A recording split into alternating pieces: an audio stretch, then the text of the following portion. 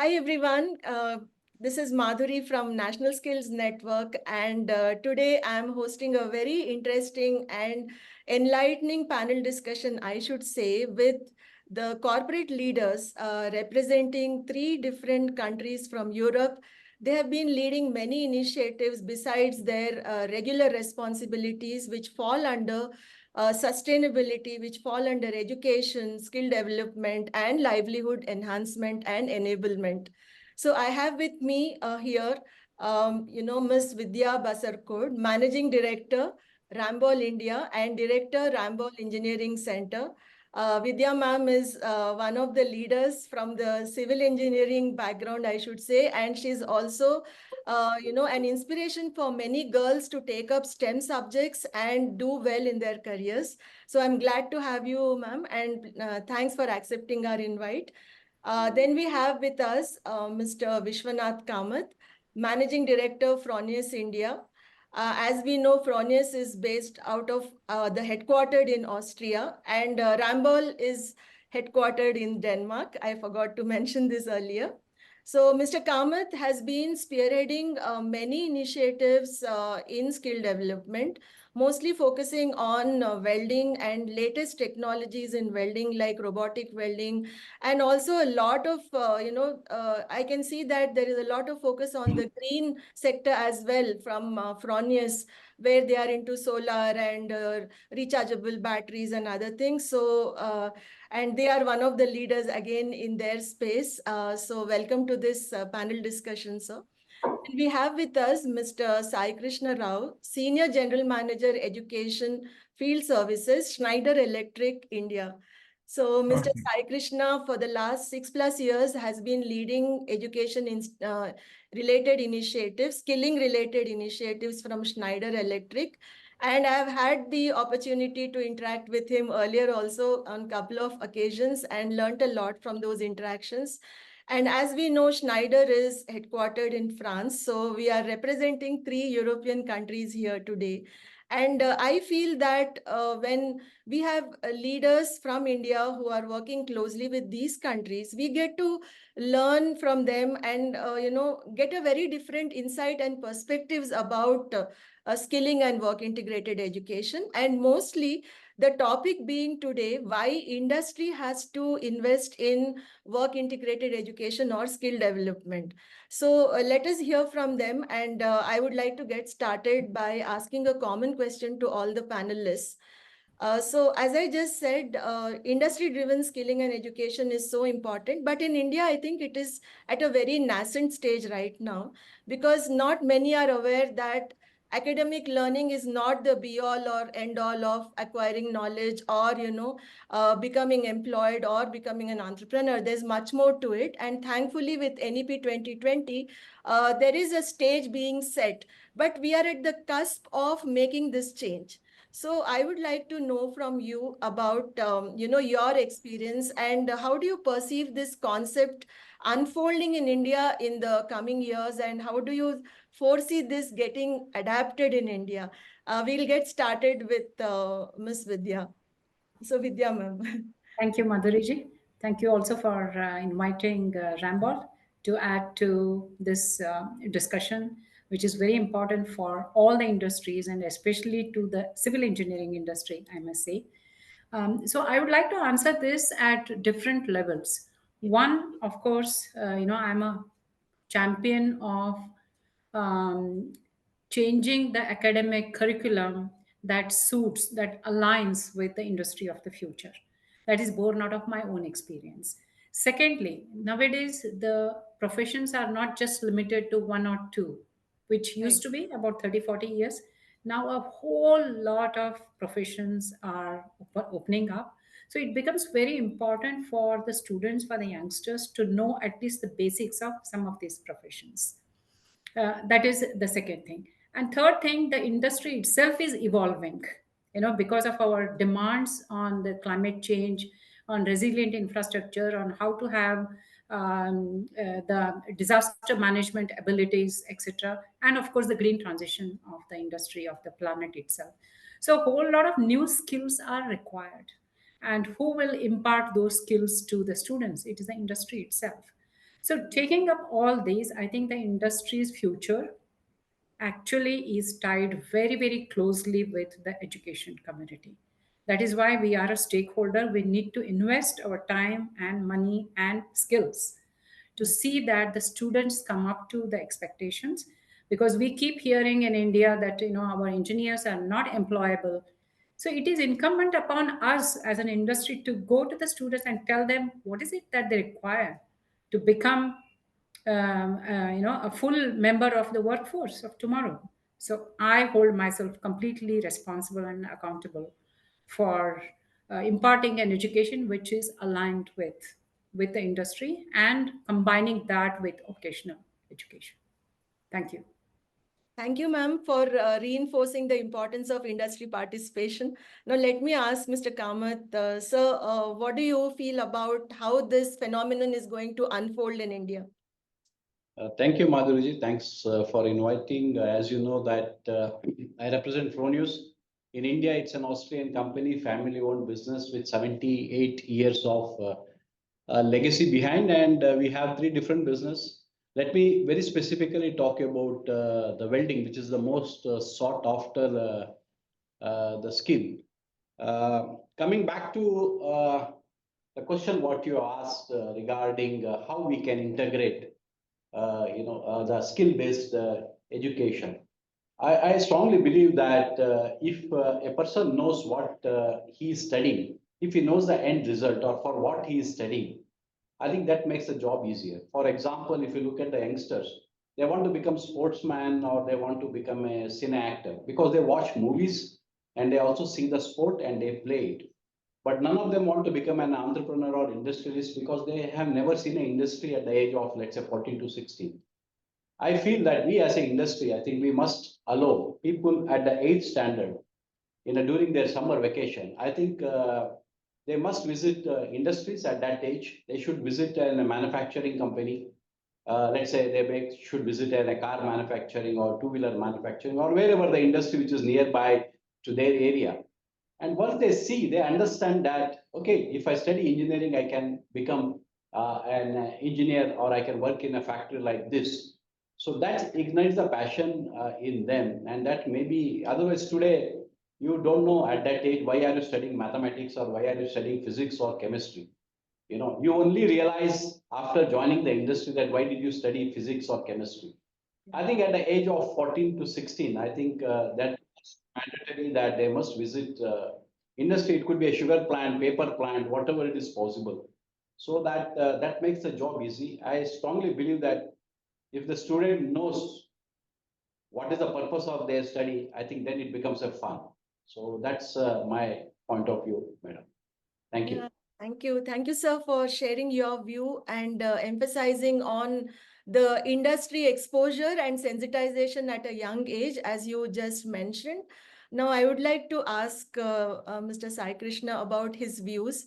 Sir, from Schneider's point of view or from your experience, how do you see this happening in future in India? I mean, integrating industry with academia. Thank you very much, Madhuri, for this opportunity. I represent Schneider Electric's intention of transforming the technical education landscape in India. We call ourselves Education Equipment Services, a group that was formed in 2019. And I started this initiative from the scratch. So what we have seen in the last 6 years as you said, unfolding about the skilling part of the youth or work integrated need that you're talking about. What I have seen is there's a disruption that is occurring in education today. Okay. One is that there is a traditional mindset of grounding the youth with theory, actually theoretical, without much focus to applied learning. That's what has been traditionally for the last several decades has been implementing. And I remember my case where I came out of the college and I asked the question, am I an engineer really? Because I had hardly any exposure to any of that what the industry is doing. Now, if you look at from the industry front, the disruption that is happening is industry is facing a technology disruption due to IoTs and analytics coming up. and the sustainability challenges that we are facing. So there's a technology disruption is happening, and the demand for these technologies in the rise, and the business is growing in this. So we required human resources skilled in these technologies. So now this is so what happened earlier? Earlier industry could wait to somebody be onboarded and trained him for a year and then. But today when we talk to our industry, they say we want skilled trained youth right now. Like yesterday, so that he can be immediately be part of the implementation, right? Now, to meet the industry requirement, institutions have to reinvent and reorient the way education is delivered, right? Uh, and if you look at the nodal bodies of the government who hold the responsibility for the curriculum, etc., they've been very slow to react to this requirement. Not one of the main reason I see is the industries are actually not supporting them. That's so industry wants it, but there's nobody focusing on to support the technical bodies to alter the curriculum as well. The other issue is that the changes in the curriculum will call for the investment in the required hardware, software, etc., whatever. So that is another challenge for the institutions to bring that to integrate with what the industries want. So the way it is being implemented today is not very structured, right? The affordable institutions are implementing the easier part, which is IT, for example. IT already have computers, the softwares can be implemented, and companies like Microsoft or IBM or Adobe have been, focusing on subsidizing the cost so that more and more people get oriented in the IT sector, right? And the higher ratio of students are also moving to IT. So that's happening. However, in the core segments like electrical, automation, or mechanical engineering, or even civil for that matter, the investments are higher. And even if there are subsidies, it cannot be justified with the number of intake of the students. So another thing that disruption is happening is students going into core segments like electrical, automation, or mechanical or civil engineering is reducing to a degree that college institutions are thinking, should we need to offer those courses at all? And some of the colleges have even actually closed offering that courses. So there's a justification issue for an institution. Why should I invest where courses are not in demand, right? Now, what is government doing? Government is alternatively implementing post ITI, post diploma, post engineering skilling centers, skill development centers to enable the youth to get jobs or prepare them for industry readiness. And then, of course, the skill universities are being developed. But as in our experience, skill universities are still coming from the mindset of the traditional learning. Then we have to remind them, you are a skill university, don't do this. Don't think from that mindset. MSD recently has in the current budget, the central government budget, we have announced that 1,000 ITIs will be upgraded. 60,000 crores have been allocated for that. So that's a big thing that India is going to come up in upgrading the skills at the ITI level. Now, very interesting, a lot of major industries like ArcelorMittal, they have started up working on the skill development. Recently, I met Adani. Adani is coming up in that. Jindal is coming. Tata is setting up Indian Institute of Skills across the country. We have been fortunate to be part of that in their Ahmedabad center now. Two, pilot centers have been created. More are coming in the country. So that is happening. If you look at for the funding part of it, ADBs and World Banks are now camping in India with a lot of money to support the government or whoever wants to invest in skilling. So a lot of progress is happening in different pockets under this intention over the years. And what we see is now slowly, I think more rapidly also in the coming years, it will converge into one understanding because everybody is understanding it differently and everybody is implementing it differently, which is okay because some more actions are required. But I think maybe by 2026, there will be a convergence of all these activities to a common understanding. So some structure will come into place, because the government is also understanding, the academia is also understanding, and the industries also are participating in it. So that's what we see as unfolding, Madhuri. Thank you. Thank you, sir, for elaborating on also the initiatives and the developments which we have seen over the last decade. I think this is also giving us the larger context. And I would also request the other panelists to reflect on each other's thoughts as we proceed so that you can add and we can build the narrative further. Now moving on to one of the specific areas which I would like to address each one of you is from your background and your experience. Vidya ma'am, as we know, you are one of the leading, inspiring, professionals in the field of civil engineering, and you also support, like lot of STEM related initiatives, mainly for girls. And I've also spoken to you earlier on this topic. So I would like to know more from you. How do we build this initiatives, more and enhance them and strengthen them so that we attract more and more girls, especially, to these STEM subjects.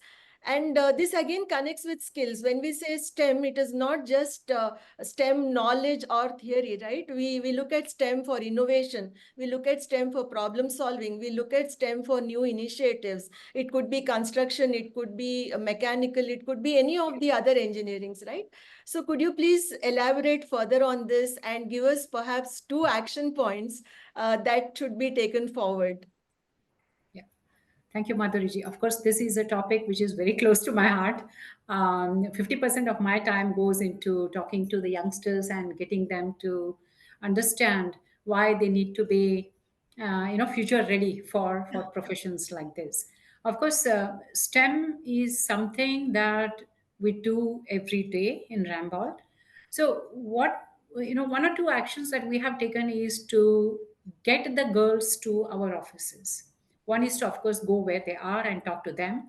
But more effective is to bring them to our offices, bring them to our project sites, and show them what it means to be an engineer. We are doing the new Noida airport. We are doing the Mumbai coastal road, the Mumbai Trans Harbour link.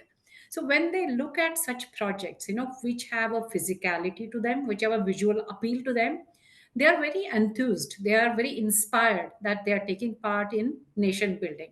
I'm not saying that engineering is the only way that you can build the nation or you can work for the country, but they are a bit taken aback. Oh, we need to have this mathematics, science, etc.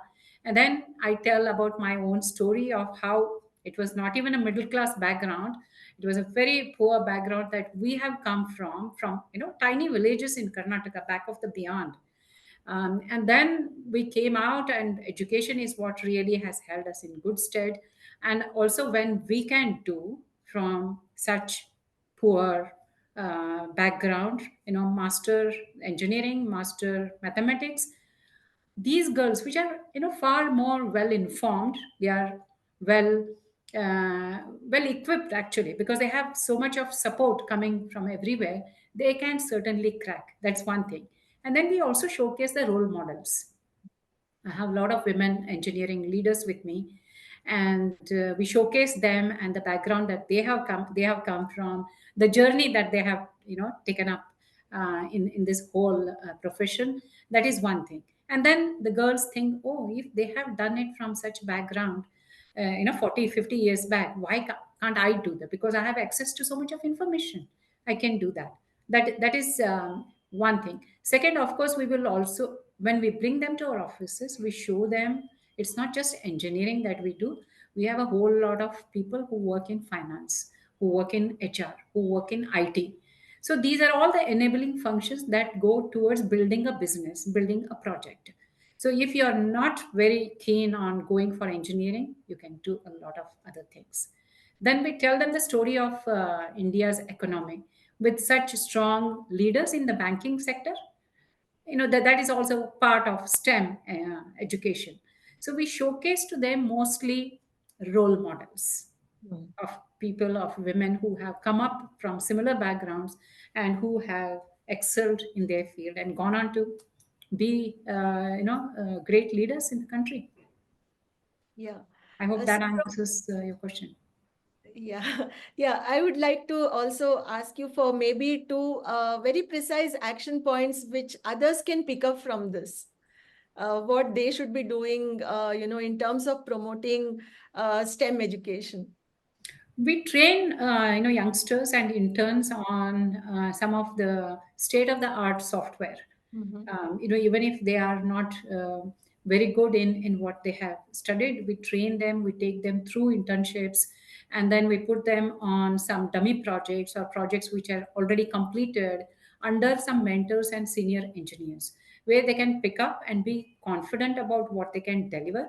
Because some of our engineers also work for international projects, where you may not even see the project, because we also run a global capability center for Mhm. buildings, transport, and water, energy sectors, etc. So we train a lot of people. We have dummy projects and a whole lot of onboarding technical training. So I think that is a very specific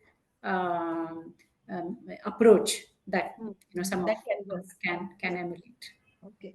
Thank you. Thank you so much for giving us, a bigger picture of what is being done in Ramboll. The example you gave, actually, it is tying up with what we just spoke about, how industry can participate actively. And also, like Mr. Kamath was saying, why industry visits are important and all. So I think it is kind of coming close to that. And now I would like to ask Mr. Kamath again. So from your point of view, sir, how do we sensitize students? You have already given us a few examples, but maybe you can also give us, a complete picture, because you're also representing manufacturing, industrial automation, and many other latest emerging technologies like robotics or electric vehicle related, battery charging and things like that. So based on this, what could be two very clear action points that others can pick up from this conversation? Thank you. I think very interesting topic. We are talking first and foremost, the skill what we are talking, welding. Unfortunately, it falls under the real blue collar category. Mm. But actually, what welding we know from last few decades and what is today, it has evolved a lot.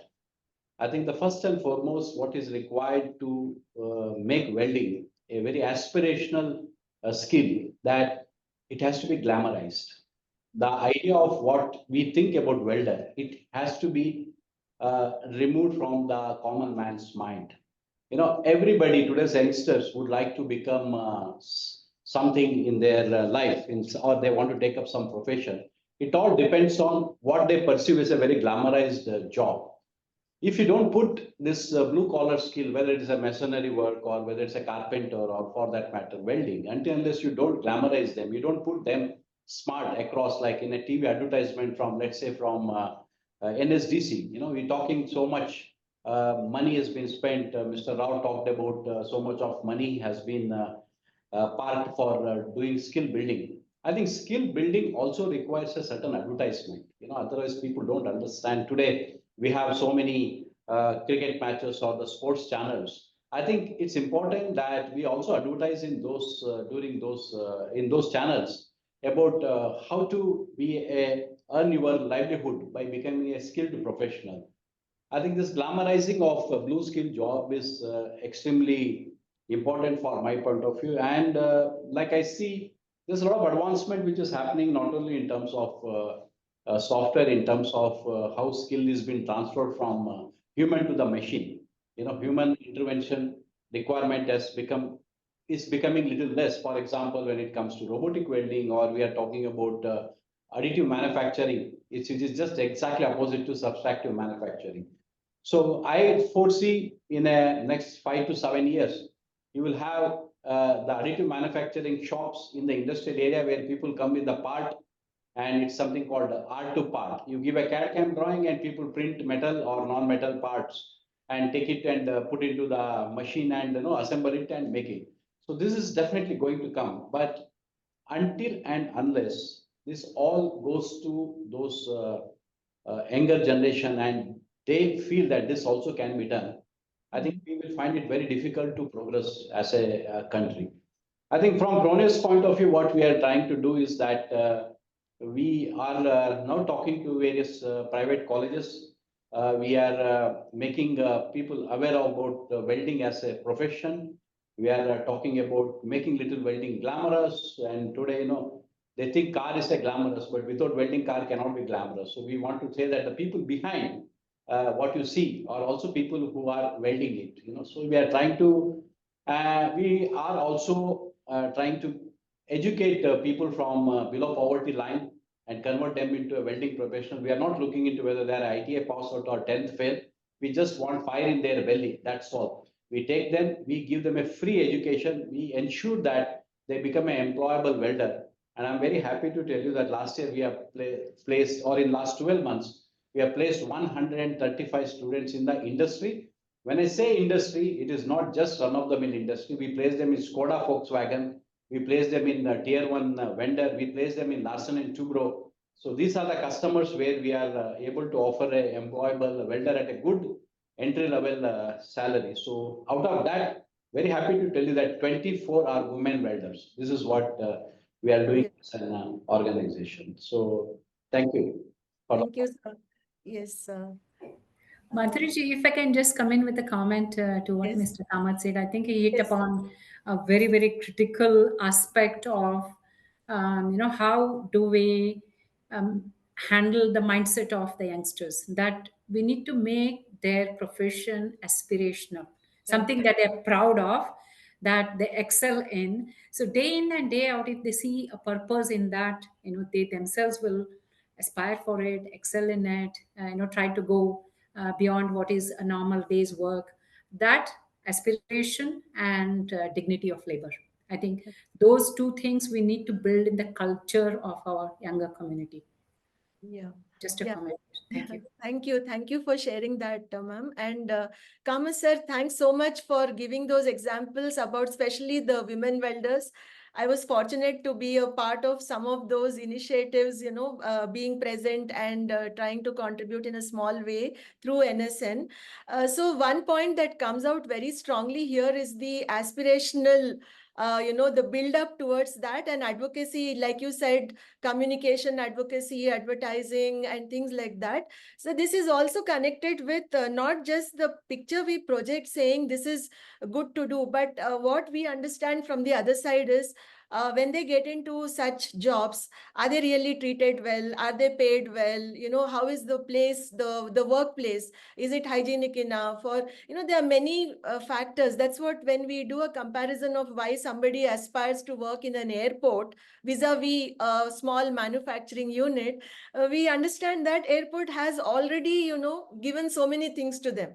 So there are few of these points also, like which are there. Probably we'll come back to it later.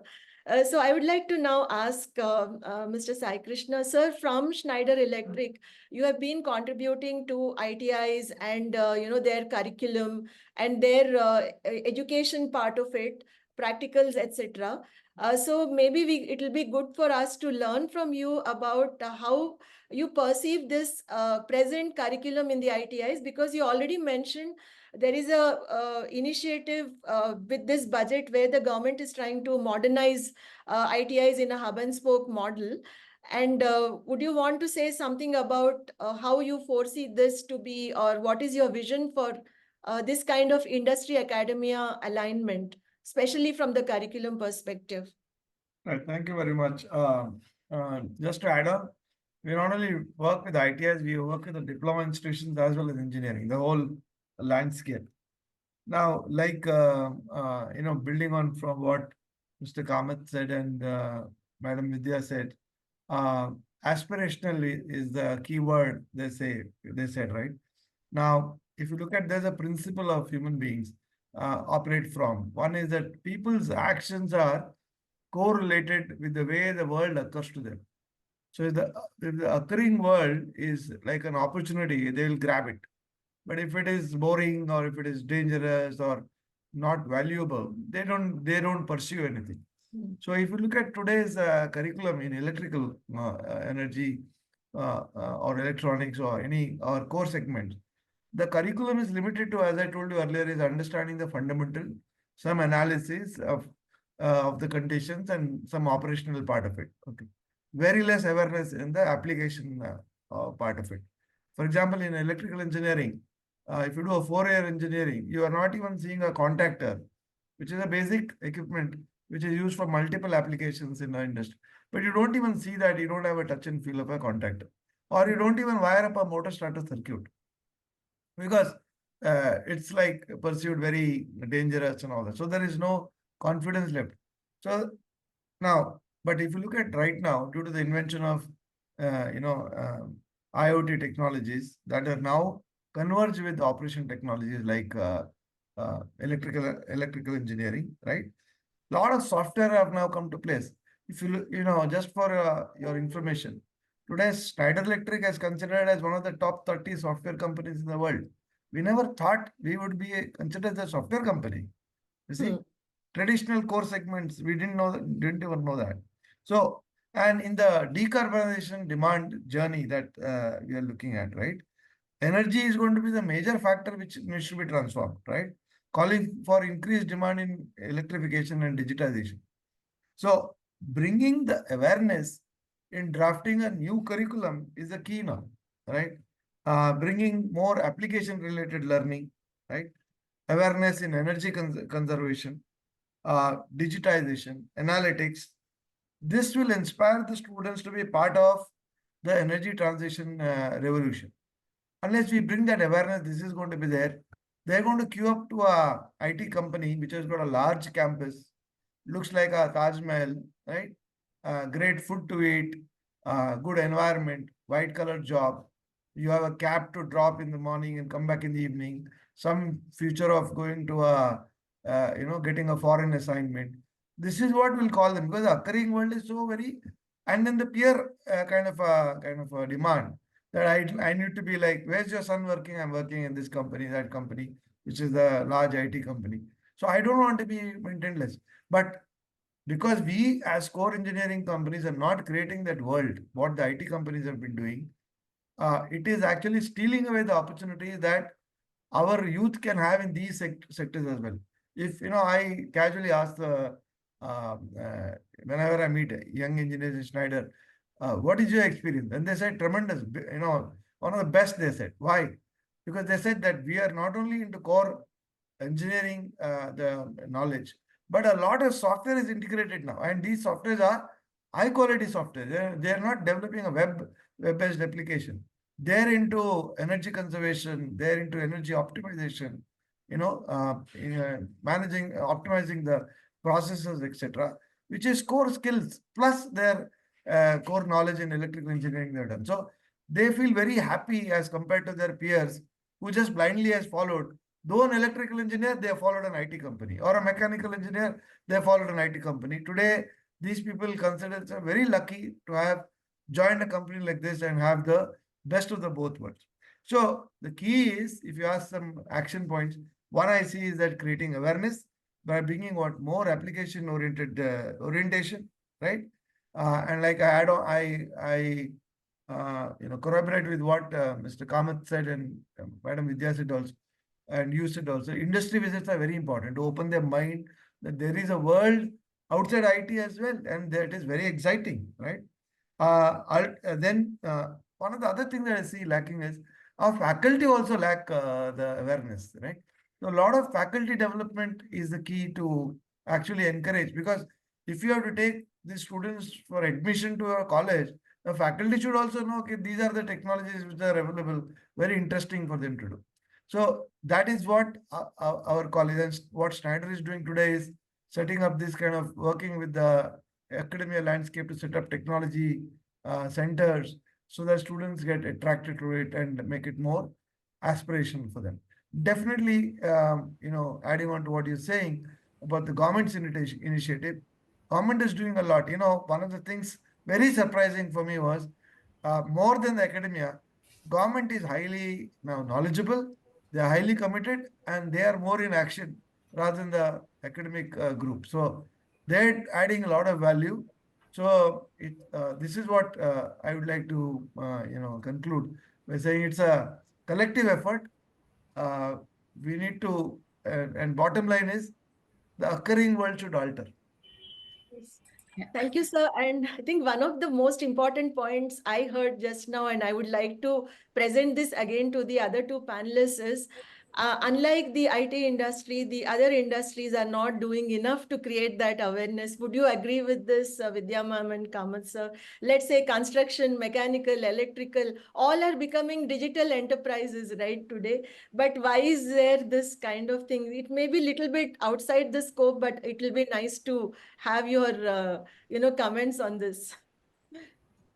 Thank you. Yeah, but before coming to your question, I just would like to support Mr. Rao on how the faculty also needs to be trained.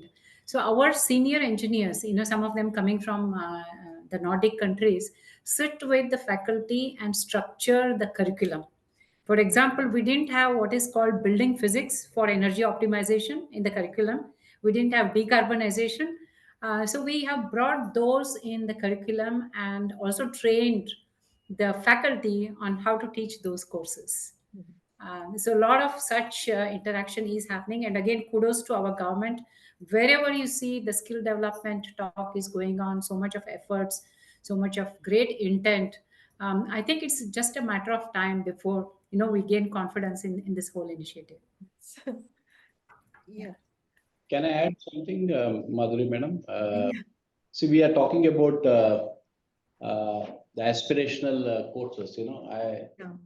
I was just watching your one interview with Goyal, Miss Yeah, Goyal. Miss Goel, yeah.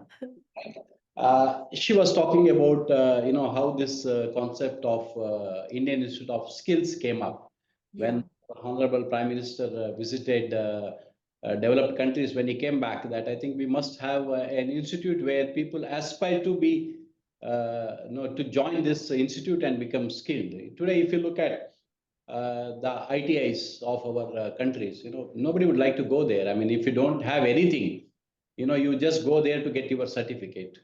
I think IAS is creating that aspiration that I want to become a welder, I want to become an electrician from IAS.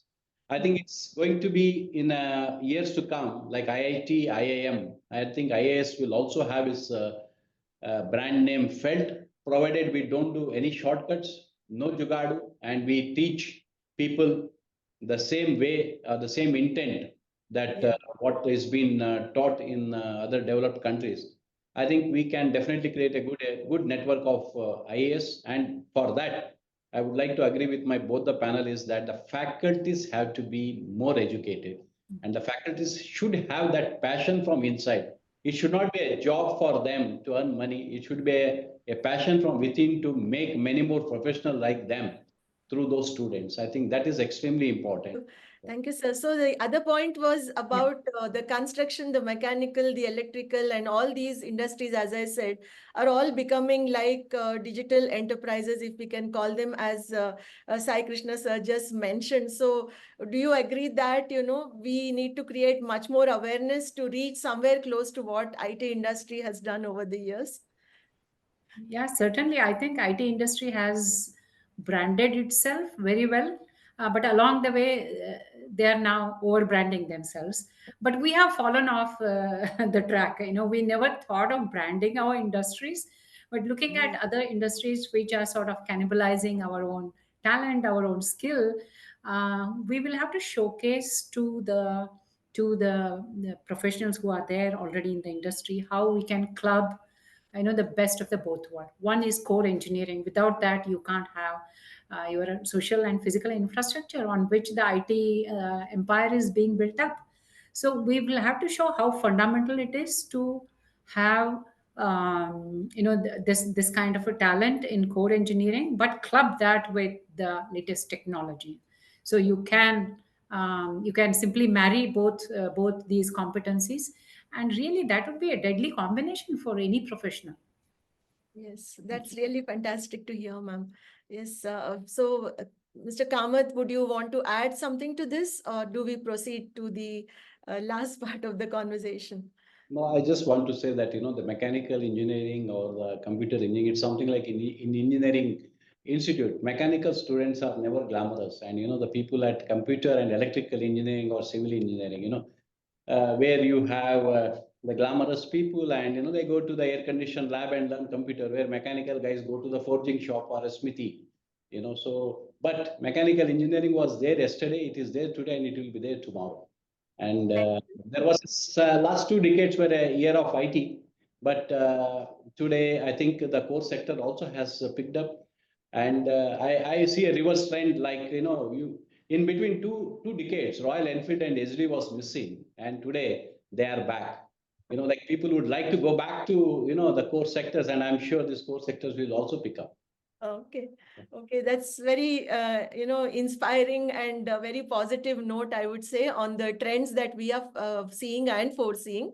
So now coming to the last part of this conversation, there is one common thread which is tying all of you, all the industries, and that is to go green.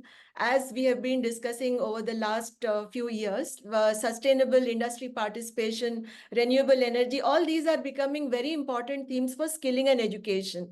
So, what would be your suggestion, very briefly, maybe, about, again, action-oriented suggestions for towards apprenticeship, internship, curriculum, or training the trainers, or any of these, so that this sustainability and greening aspect gets embedded, in the skilling or educational institutions. So, let me get started by asking Vidya ma'am again.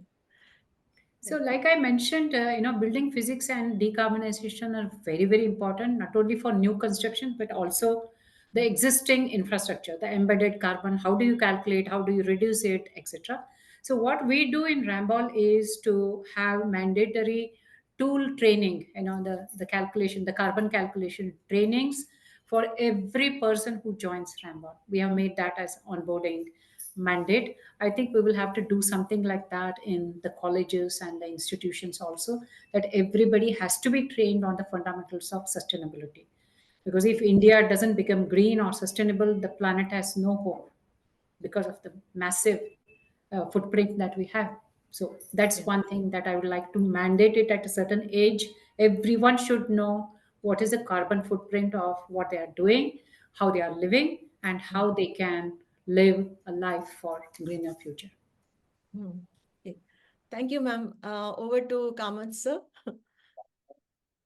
As Fronius, our second business is renewable energy. We are into solar rooftop solution.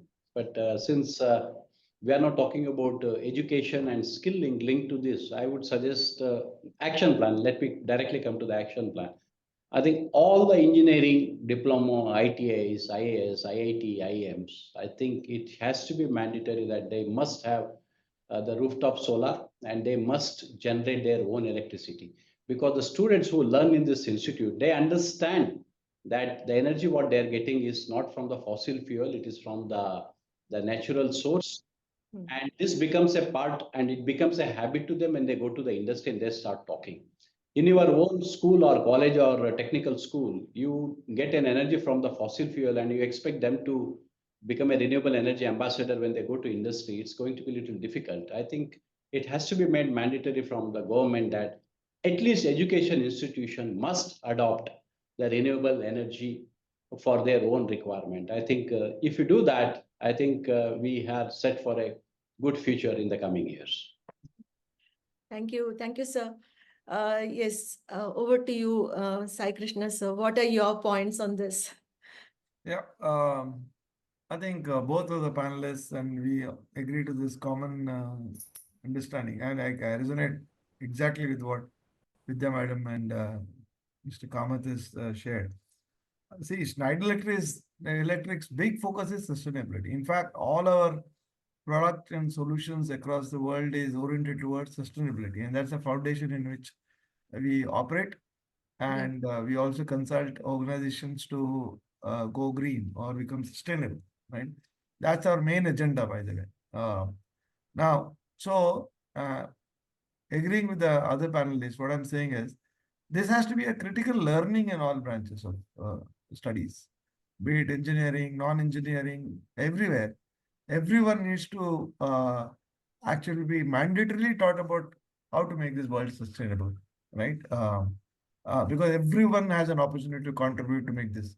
That 1.5 degrees, limiting the temperature of the planet rising by 1.5 degrees by 2050, it is not some people's agenda. It cannot be that. It has to be everybody's agenda, and everybody needs to have an access how to do that. So cannot be now wishful that somehow something will happen. No, everybody has to contribute to it in making it happen, right? So a next level of awareness is to be done. Now, if today we have offerings internships to youth in various branches of study, can we have internships in the industry done only for sustainability purpose? Because other things they will learn in India. Can we have internships oriented to sustainability oriented internships coming up, right? Faculty development done for sustainability, like courses done for them. We need to create actually a movement, a big movement in this idea by involving all stakeholders. Nobody left because everybody is important.